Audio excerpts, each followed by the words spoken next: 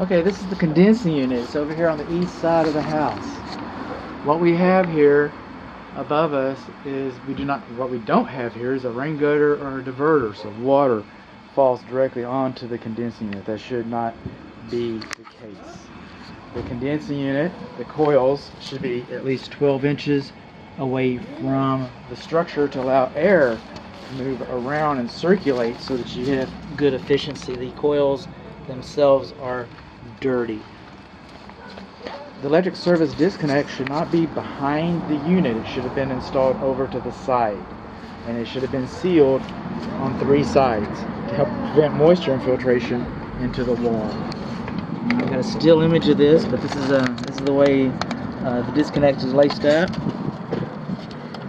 I'll see it when I get home on the computer, but it looked like to me it was done correctly. This is the low pressure refrigerant piping, and the insulation is coming off of it.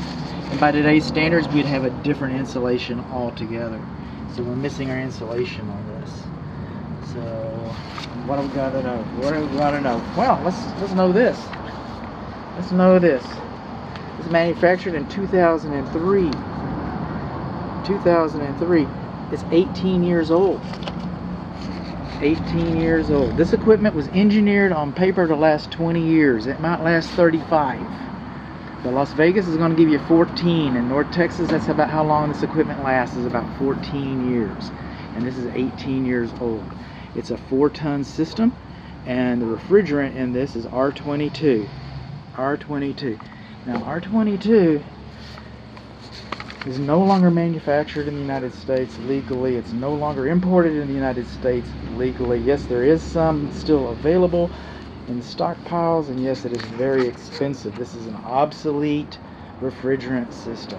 And they do sell drop-ins that are even less efficient, because this thing is running, I wonder if I can get a clue here, but it's about 12 SEER. And today we're looking at 15, 17 SEER. So it's an inefficient system. The drop-ins are even less efficient than this system. Once a technician comes in and he sees that another technician has dropped, you might as well put that guy on payroll, because once another technician sees that the drop-in refrigerant has been installed, they're not really going to want to follow that guy. In fact, most every technician that comes and visits you about this system, they're going to rightfully encourage you to update it. It's exceeded its economic life.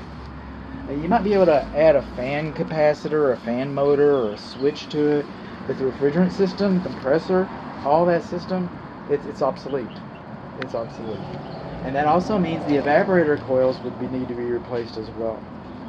So now, as far as the Texas Real Estate Commission is concerned, it's either on or it's off. Is it performing the function for which it's intended? We're going to find out. Or is it in need of repair? Was it installed improperly? We're going to talk about that. It's not level either. Alright, was it installed properly? Or is it a safety issue that the Texas Real Estate Commission thinks that you should be made aware of? That's all TREC cares about. That's all they care about. But my client might want to know that this is an 18-year-old system that's not very efficient, that uses R22. Is my system R22 at home? You bet it is. I installed it 17 years ago myself. I did. Technicians come out and say, this thing's charged perfectly. I said, I know. I installed it.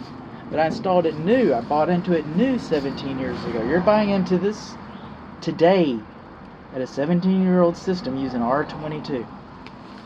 Just saying.